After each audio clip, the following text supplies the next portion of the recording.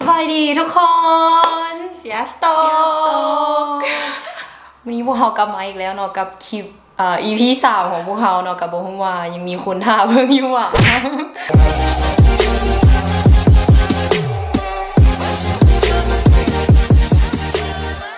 ขอโทษหลายๆเนาะเพราะว่าลีนะคะเส็งเพราะว่าช่วงที่ว่ากระเจ้าเปิดฮับสมัครขึ้นช่วงเดือน12 เดือน 1นี่นะมันเป็นช่วงที่นักเรียนฮังการีนักเรียนลาวอยู่ฮังการีอยู่นี่เส็งเนาะกับบางคนก็พากันเบิ่งบนเฮียแล้วลีก็เป็นหนึ่งในจำนวนคนที่เส็งแล้วซาเนาะก็เลยปล่อยคลิปซาในมันกายเดดไลน์ไปแล้วแต่ก็บ่เป็นอย่างเนาะก็จะเฮ็ดเพื่อรุ่นน้องต่อๆไปรุ่นต่อๆไปที่เข้ามาเบิ่งเนาะวันนี้เราจะมาเว้าเรื่องtips tricks ว่ะหรืออย่างที่ยากหรือว่า tips and tricks แชร์สิ่งที่เขาอยากว่าเกี่ยวกับทุนนี้คือบางจุดที่ว่ามีคนส่งเข้ามาถามพวกเขาล่ะรีรู้สึกว่าอุ๊ยลืมเว้าจุดนี้ไปก็เลยอยากมาแบบเว้าอยู่ในวิดีโอนี้แล้วก็พวกทริคนั่นนี่ที่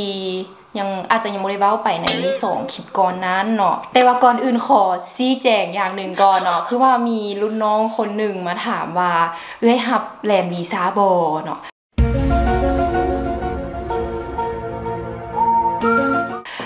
พวกเขาโมเมนเอเจนซี่ขายทุนนี้หับจ้างเด้อแมนทุนนี้มันทุนการศึกษาที่แบบเขาต้องสมัครมาเนาะสมัครด้วยตนเองแมนละกะเขาเจ้าจะ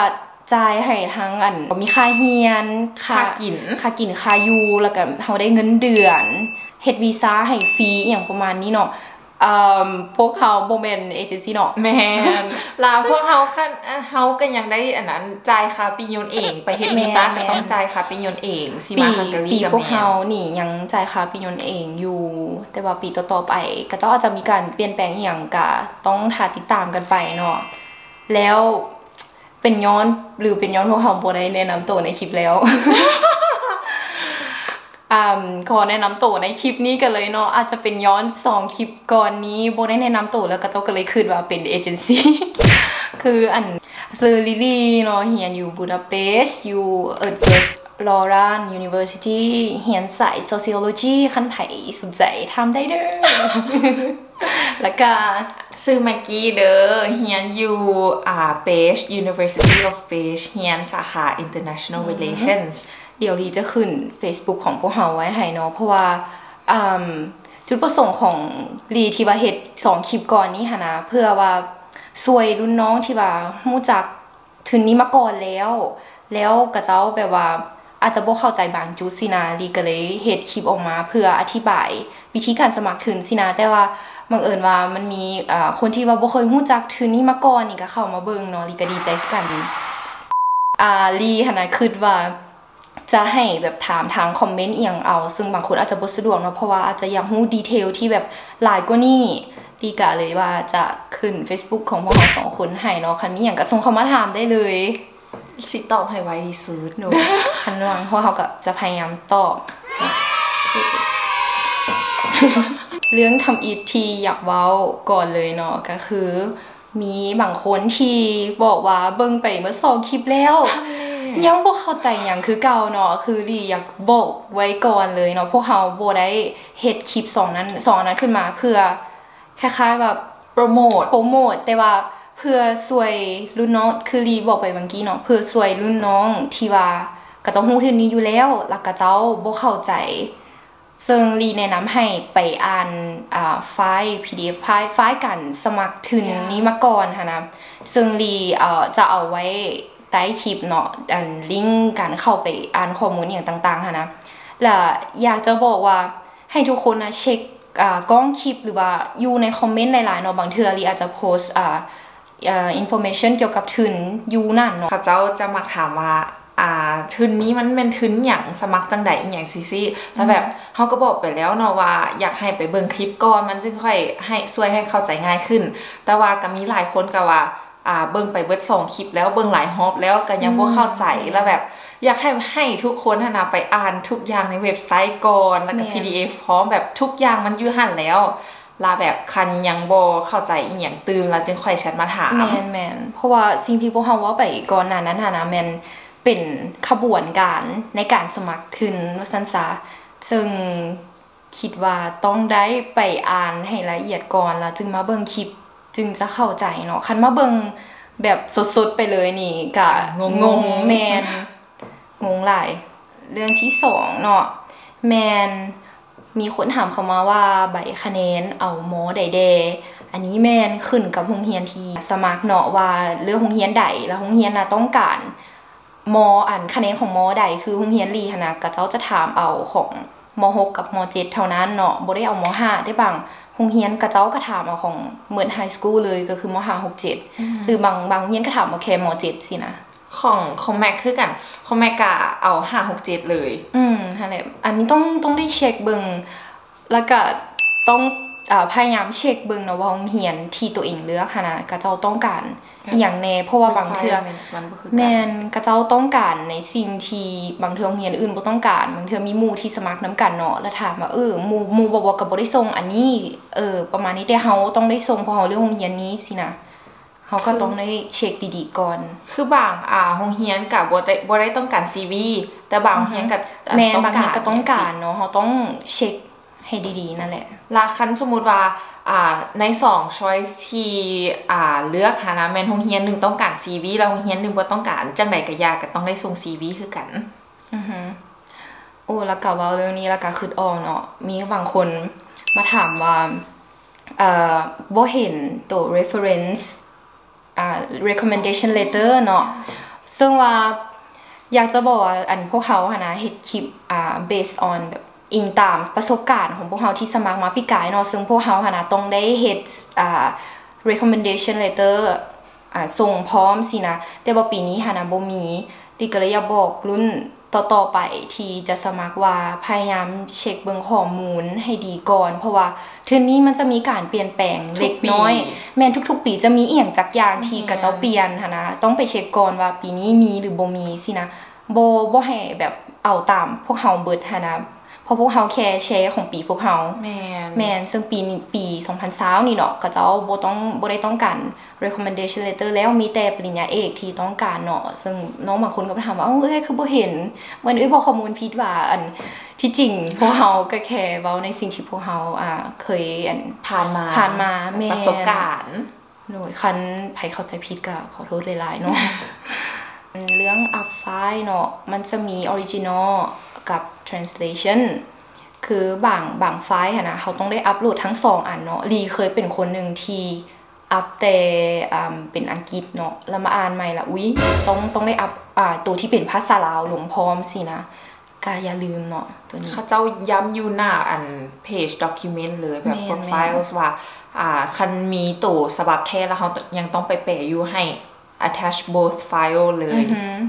แต่คันตัวใดที่ออริจินอลมันเป็นอังกฤษอยู่แล้วสินะเฮาก็เขียนมันจะมีกล้องอันคล้ายๆคอมเมนต์ว่าคล้ายๆบอกกับเจ้าว่าอันออริจินอลมันเป็นอังกฤษอยู่แล้วนั่นนี่แล้วก็แล้วไปสินะบางอันคือ medical certificate สินะรู้สึกว่าบ่จำเป็นต้องมีภาษาลาวก็ได้แม่นเอาตัวภาษาอังกฤษเลยก็ได้ภาษาอังกฤษเลยแต่คือใบคะแนนกับใบประกาศสินะมันต้องมีทั้งภาษาลาวกับภาษาอังกฤษก็อย่าลืมเช็คเบิ่งดีๆอีกรอบต่อไปเนาะบางคนบ่มีเอกสารบ่ครบเนาะแล้วมันขึ้นเป็นสีคล้ายๆมันเป็นสามเหลี่ยมเนาะสามเหลี่ยมหมายท่วงเป็นหมายท่วงทางกลางสามเหลี่ยมสีเหลืองค่ะนะแล้วมันกดซับมิทบ่ได้เนาะกับขั้นคนที่ว่าเอกสารยังบ่ครบดีแนะนำให้เขียนเป็นไฟล์บอกว่าเป็นหยังเฮาคือเอกสารบ่ครบแล้วก็ attach ไปนำตัวนั้นเลยหรือว่าคือแบบว่าใบแท้มันเป็นภาษาอังกฤษอยู่แล้วค่ะนะแล้วแบบเฮาไปกดแต่ว่าเฮาเอาแต่ใบแท้แล้วมันสมิทบ่ได้คือเก่าแม่นให้กดเอาตัวเป็นอันค่อยมีทางอัน original กับ translation ค่ะนะแต่เฮาก็เขียนคอมเมนต์ไว้ว่า original นะเป็นอังกฤษอยู่แล้วสินะเพราะว่าคันกดแต่ว่าค่อยส่งแต่ original สินะมันก็สับมิทบ่ได้คือกันสินะเพราะว่าเขาต้องนึกว่ามันยังเป็นภาษาประเทศบ้านเฮาอยู่ต่อมาเนาะแม่นเลือกโรงเรียนตามลำดับเนาะคือปีนี้เลือกได้2โรงเรียนมันบ่แล้วบางเทื่อคนที่ว่าได้ทุนแล้วอยากเปลี่ยนไปเอาโรงเรียนที่2สินะแม่นบ่ได้เนาะต้อง คิดดีๆก่อนที่จะเลือกลำดับของเรียนลำดับที่1กับลำดับที่2เพราะว่าบ่ก็เจ้าคล้ายๆบอกว่าเจ้าเลือกมาแล้วเจ้าบ่สามารถเปลี่ยนได้สินะนอกจากว่าโรงเรียนที่1หั่นน่ะบ่รับเจ้าจึงจะสามารถเข้าโรงเรียนที่2ได้แต่ว่าคันได้ทั้งโรงเรียนที่1และโรงเรียนที่2แล้วอยากได้โรงเรียนที่2อยากไปเรียนโรงเรียนที่2สินะมันบ่ได้เนาะแบบโรงเรียนที่1มันเป็น priority เลยแม่นฉะนั้นต้องคิดให้ดีๆก่อนจะเลือกโรงเรียนเนาะแล้วก็อีกอย่างคนแชทมาหาเมื่อกี้หลายว่าอยากเรียนโรงเรียนนี้อยู่แล้วอยากเรียนสายนี้อยู่แล้วล่ะต้องได้เลือกอีกโรงเรียนนึงว่าเลือกโรงเรียนเดียวก็ได้ว่ากะคำตอบก็แม่นมันก็ได้หั่นแหละแต่แบบมันลด chance ที่เฮาจะได้ทุนแบบมันดีก่อนที่เฮาแบบสมัครอีกโรงเรียนนึงบ่ซั่นก็อีกสายเรียนนึงโรงเรียนที่ตัวเองอยากไปหั่นแบบมันเพิ่ม chance ให้เฮาได้ทุนหลายขึ้นแม่นแต่ว่าคันคนที่ confident หลายๆก็เลือกโรงเรียนนึงเลือกโรงเรียนเดียวก็ได้เนาะแต่ว่าพวกเฮาก็แนะนำว่าให้เลือก2โรงเรียนหั่นแหละโอเคต่อมา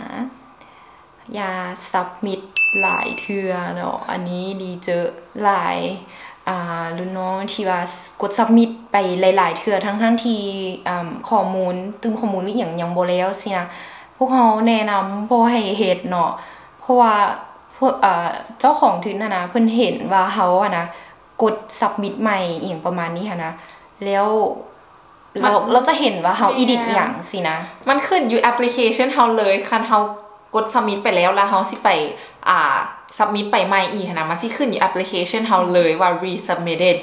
แม่นบางคนน่ะย่านบอกว่าอุ๊ยใกล้เดดไลน์แล้วย่านบ่ทันสินะลีบอกว่าส่งไวหรือส่งช้ามีค่าเท่ากันเนาะทุนนี้เพราะว่าเพิ่นเซตเดดไลน์มาให้มื้อนั้นแล้วสินะก็คือขั้นกายมื้อนั้นก็บ่ได้แล้วแต่ว่า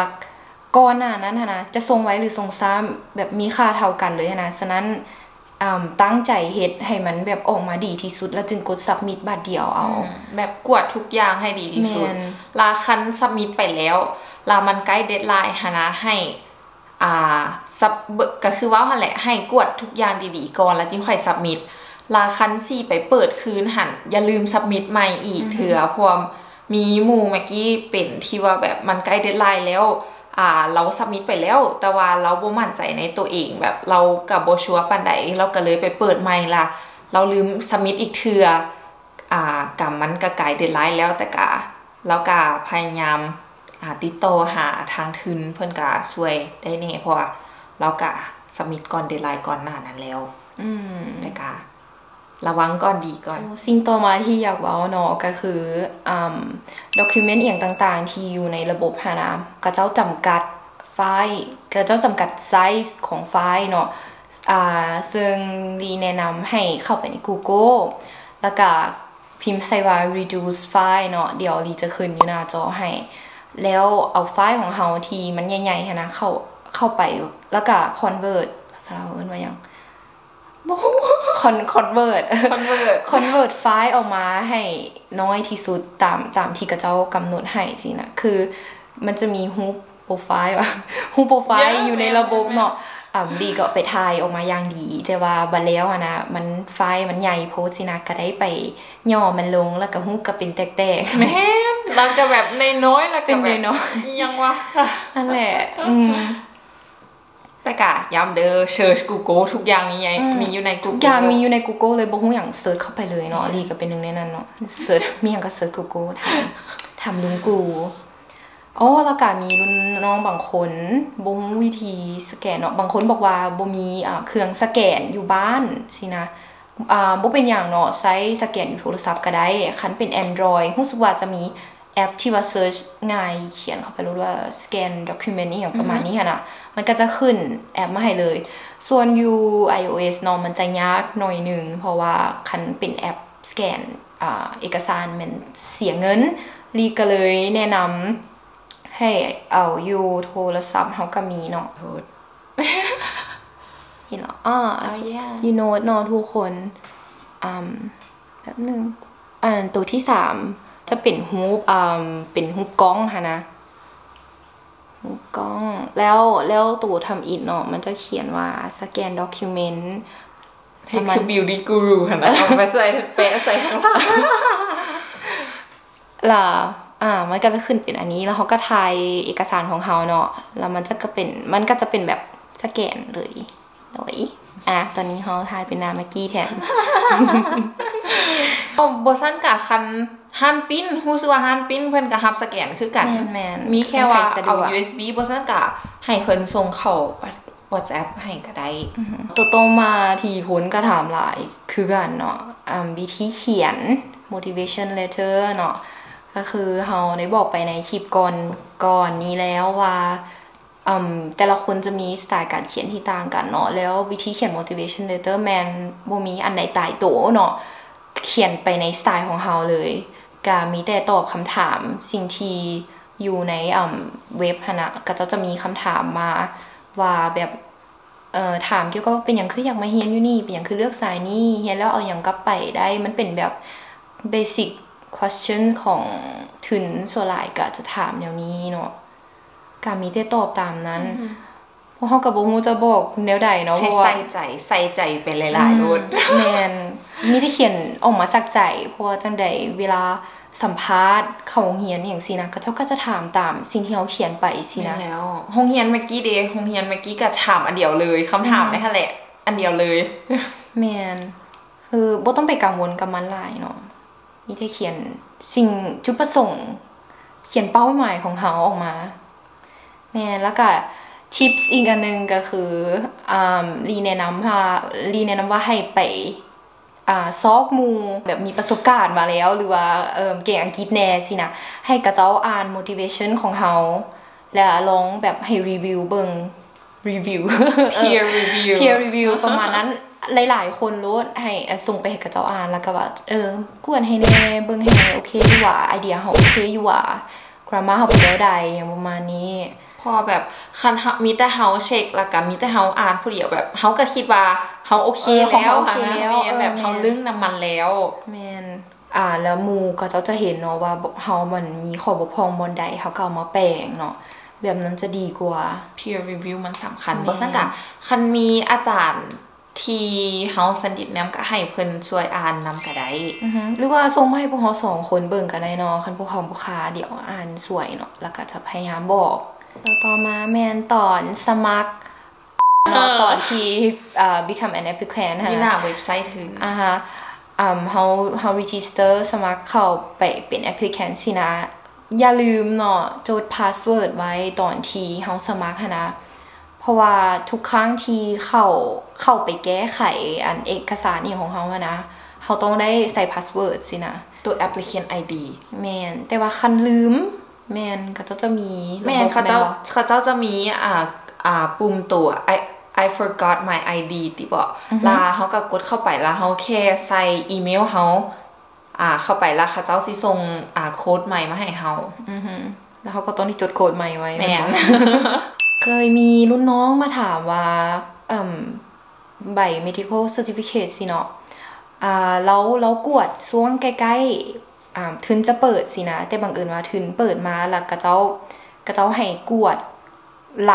ลังทึนเปิดอย่างประมาณนี้นะแต่เรานะกวดก่อนนั้นแบบแป๊บเดียวสินะถามว่าเป็นหยังบ่ลีคิดว่าต่างประเทศคนอยู่นี่นะกระเจ้าค่อนข้าง strict กระเจ้าค่อนข้าง serious เรื่องวันที่อย่างสินะ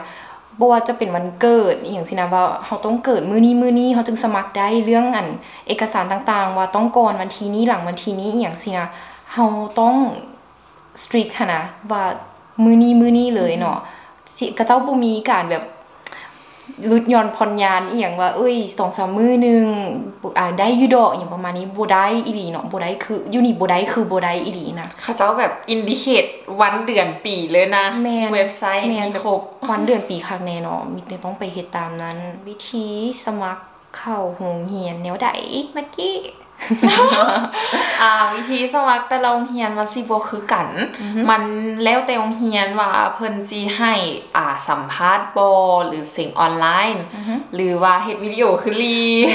ของลีถือวิดีโอเนาะแปลกกว่าหมู่คือสิแม่นสายเดียวโรงเรียนเดียว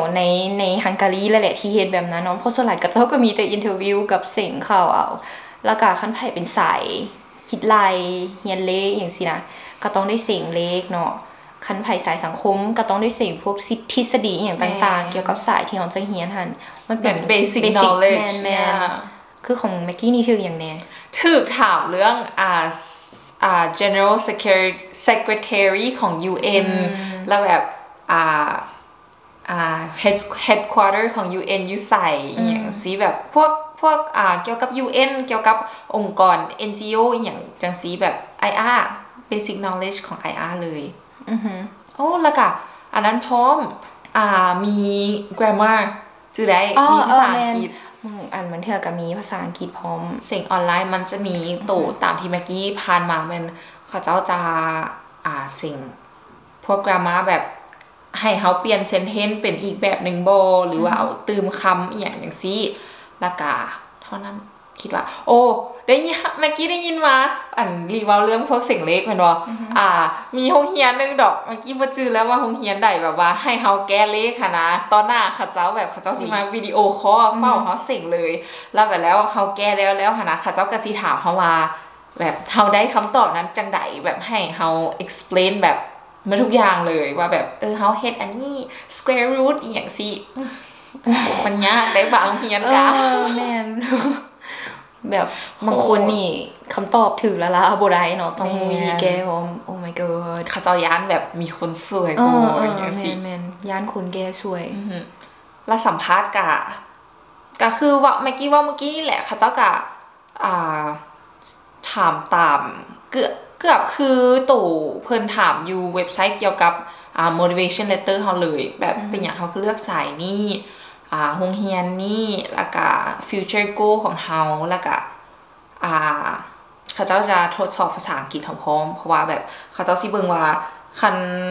เฮาแบบได้ซึ่งต่อหน้ากับอาจารย์เพราะว่าผู้สัมภาษณ์เป็นอาจารย์เฮาเลยหั่นนะว่าแบบเฮาสิสื่อสารกันได้บ่เพราะว่าเฮามาเรียนนี่เฮาเรียนทุกอย่างเป็นภาษาอังกฤษเลยว่าเรื่องนี้ขึ้นมาเนาะดีคือได้มีน้องบางคนถามว่าใบยังยืนอันภาษาค่ะนะแมนเรามีได้แบบ certificate ละอย่างประมาณนี้ได้บ่สินะคันเป็น2ปีก่อนลีคิดว่าได้เนาะแต่ว่า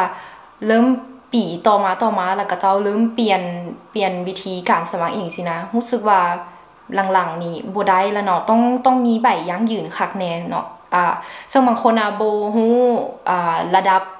อีหยังต่างๆ process อีหยังอยู่นี่นะอยากจะบอกไว้เลยเนาะว่ายุโรปมันจะเป็น A1 A2 B1 B2 C1 C2 มันจะเป็นระดับภาษาแบบนั้นเนาะซึ่งยุโรปส่วนหลายก็เจ้าจะอยากได้ประมาณ B2 เนาะภาษาอังกฤษนะจึงจะสามารถมาเรียนอยู่นี่ได้สินะแล้วคันบางคนก็เจ้าจะมาถามลีเนาะว่าเรียนเดี๋ยวนี้ก็เจ้าเรียนภาษาสินะให้ครูยั่งยืนให้ได้บ่สินะลีคิดว่าน่าจะบ่ได้เนาะเพราะว่าต้องมีการแบบเสียงคักแน่อย่างประมาณนี้ว่าระดับภาษาของเขามันอยู่ในระดับ B2 ประมาณ IELTS 5.5 แม่น IELTS 5.5 ก็คิดประมาณได้แล้วเนาะอันนี้เว้าแบบความจริงแบบโลกบ่สวยเนาะก็ต้องมีความรู้ทางภาษาอังกฤษในระดับหนึ่งสินะจึงสามารถมาได้ค่ะนะเพราะว่าบางคนถามว่าแบบเฮาบ่ค่อยเก่งอังกฤษอีหยังสินะมาได้บ่ลีก็จะตอบแบบโลกบ่สวยเลยเนาะก็ต้องระดับ 5.5 จึงสามารถมาได้เนาะเพราะว่าอยู่นี่ก็เจ้าเรียนยากอีหลีเนาะคือสายของลีนะสายสังคมนะโคตรยากเลยแล้วมันเป็นคำศัพท์เฉพาะของสายนั้นอีกแฮงเป็นภาษาอังกฤษคือของแม็กกี้ก็เป็น IR แมนมันจะมีพวกแบบคำศัพท์พวกทางการเมืองอีกอย่างหลายๆนะ history การเมืองแล้วแบบมันเน้นจื่อพร้อมนี่พอ IR แบบล่อพร้อมแบบมันเป็นไซส์คำศัพท์ของมันเลยขนาดแม็กกี้กับว่าแม็กกี้พอได้อยู่ได้แต่แบบมาแล้วแบบเพราะว่าคำศัพท์กฎหมายเลยแม่นแบบเห็นคำศัพท์กฎหมายแล้วแบบโลกเขามีคำนี้นะหวะฮัลโหลมันเป็นคำศัพท์ที่แบบยากแหงขนาดยากจนแบบน้ำตาไหลยากแบบงัวตายควายล้มอีหลีเฮ้ยแบบอุ้ยอันนี้บอกอันนี้ความแค้นในใจเนาะฮัลโหลลีก็เลยคิดว่าคนที่ว่ายังระดับภาษาอย่างบ่ฮ้อลีแนะนำอีหลีแบบไปตั้งใจเรียนภาษามาดีๆแล้วจึงสมัครมาได้นะเพราะว่าภาษาเรียนบ่รอดอีหลีเพราะว่าอั จำกัดแม่นบ่มีแม่นบ่จำกัดอายุเลยคันแบบเฮาคิดว่าเฮายังบ่ค่อยโอเคกะยังบ่พร้อมกับก่อนแม่นปีต่อไปจึงสมัครก็ได้สินะว่ากะมาจมเรื่องสายเรียนอีก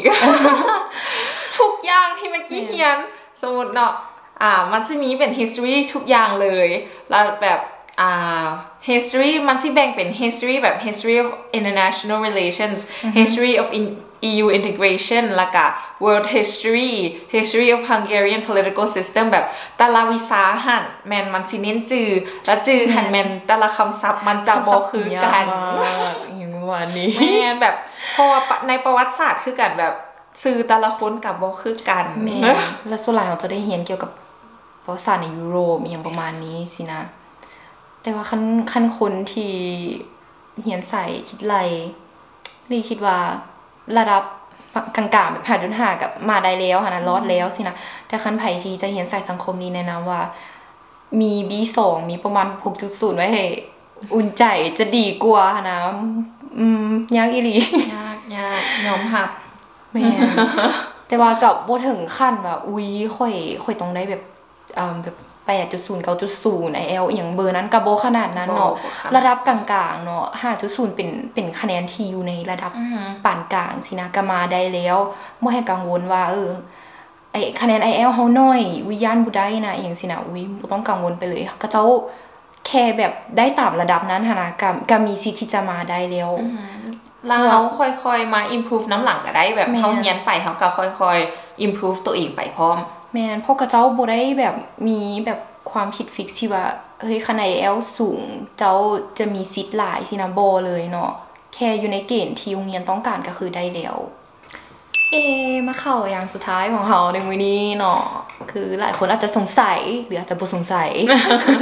ว่าอยู่นี่กระเจ้าคนฮังการีนะกระเจ้าใช้ภาษาอังกฤษบ่เนาะซึ่งคนส่วนหลายอยู่นี่กระเจ้าเว้าภาษากระเจ้าแล้วภาษาฮังการีหรือว่ามยอที่ภาษามยอมันภาษาฮังการีแต่เขาเจ้าเอิ้นว่าภาษาฮังการีอยู่นี่เขาเจ้าเอิ้นว่าภาษามยออยู่นี่เนาะซึ่งพวกเฮาก็ survival มาได้ย้อนเบเดี๋ยวจะขึ้นรูปลงขึ้นซึ่งเป็นรูปให้พร้อมเนาะคือพวกเฮานะไปเกี่ยมภาษาฮังการีมาก่อนที่จะมานี่เนาะเป็นแบบเบสิกภาษาแบบเบสิก survival words อย่างประมาณนี้ก่อนเพราะเอาตัวรอดเพราะว่าอยู่นี่คันแฮงผู้เฒ่านี่แฮงแบบเว้าอังกฤษบ่ได้เลยสิลาแบบประเทศนี้รู้สึกว่าผู้เฒ่าหลายแม่นแต่ผู้เฒ่าก็เจ้าคนน่าฮักเลยแค่ก็เจ้าเว้าอังกฤษนำเฮาบ่ได้ก็เจ้าก็เลยสื่อสารนำเฮาบ่ได้สินะคือแบบอยู่ในรถบัสเฮาลุกให้เพิ่นก็ว่าเกิดสนาม นั่นแปลว่าขอบใจเนาะเป็นคำว่าขอบใจกับขอโทษเป็นคำที่พวกเขาได้ใส่ตลอดแล้วกับเกือบทุกมื้อนะแม่นคันใครสนใจสามารถติดต่อเบเบได้ยังบ่ฮู้ซ้ำว่าเบจะสอนใส่เครื่องให้เด้อเอ้ย thank you เด้อเอ้ยโอเคคิดว่าคลิปของเฮาในมื้อนี้ก็จบเท่านี้เนาะก็คันไผมีหยังอยากถามตึมกว่านี้สามารถส่งเข้ามาได้เนาะเพราะว่ารู้สึกว่าคลิปก็ยาวอีกแล้วเนาะรู้สึกว่าคลิปใดของเฮาก็ยาวหลายคนก็คือสิฟังแล้วก็เหงานอนไปเนาะขอโทษหลายๆเนาะมีหยังก็มีคอมเมนต์มาเติมได้เนาะว่าแบบพวกเฮาควรปรับอีหยังจังได๋แล้วก็คลิปหน้าคิดว่าน่าจะไปซอแบบว่าถามเกี่ยวกับโรงเรียนนั้นนี้อยู่ในฮังการีเนาะคันไผสามารถคอมเมนต์มาได้เนาะว่าแบบอยากให้ลีไปถามโรงเรียนใดอย่างประมาณนี้นะพอลีก็บ่แน่ใจว่าคนลาวส่วนหลายมักเลือกโรงเรียนใดสายใดอย่างประมาณนี้ค่ะนะแต่ว่า University of Page แน่นอนเนาะเดี๋ยวลีจะเฮ็ดคลิปออกมาให้โอเคสำหรับมื้อนี้มีหยังตื่มบ่นึกว่ามีแล้วโอเคสำหรับมื้อนี้เราไปก่อนเนาะบ๊ายบายSziasztok Damn. I like me better when I'm with you. I like me better when I'm with you.